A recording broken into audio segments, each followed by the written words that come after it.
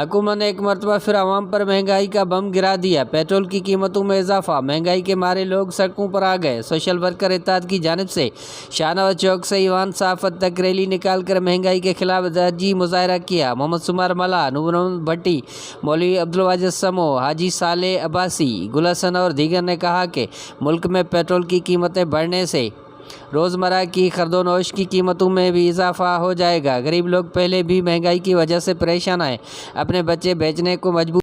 आटे, चीनी, घी और दीगर अशिया के रेट भी बढ़ने लगे हैं। ट्रांसपोर्ट मालिकाने भी किराए बढ़ा देंगे, जिनकी वजह से लोग खुदकुशी करने पर मजबूर हो जाएंगे।